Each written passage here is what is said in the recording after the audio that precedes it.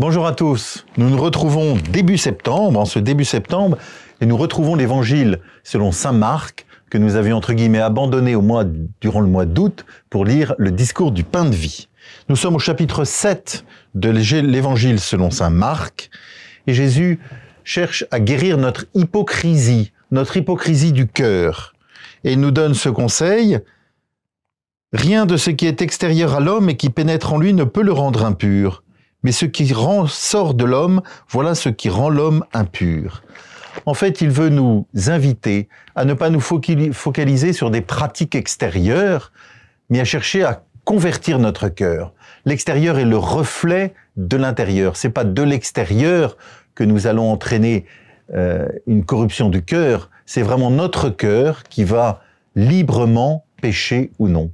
Et donc Jésus, par des mots un peu forts et peut-être un peu rudes, nous invite à changer notre cœur. Changer notre cœur. Et voilà ce qu'il dit à la suite.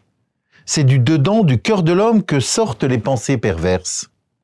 Inconduite, vol, meurtre, adultère, cupidité, méchanceté, fraude, débauche, envie, diffamation, orgueil et démesure. Tout ce mal vient du dedans et rend l'homme impur.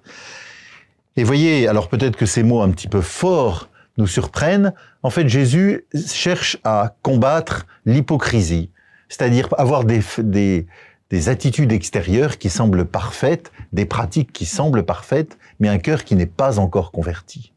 Et voyez, cette invitation de Jésus en début de cette année pastorale qui va commencer me semble une bonne indication qui nous rejoint chacun et chacune. Tous, nous avons à changer notre cœur. Tous, nous avons à nous convertir, c'est-à-dire à nous tourner résolument vers Jésus, à l'accueillir, à accueillir sa parole, à accueillir sa grâce et à laisser cette grâce changer notre cœur, purifier notre cœur. Vous voyez, tous, nous avons à nous tourner vers le Seigneur, tous, nous avons à nous convertir stricto sensu. Alors, vous voyez, cette recommandation qui nous est faite au début doit nous donner une ligne, pas simplement pour une peur extérieure, une peur moralisante, mais pour la joie de nous savoir aimer de Dieu, la joie de l'aimer de tout notre cœur et la joie d'être toujours plus ajusté à lui. Bon dimanche à chacun et à chacune.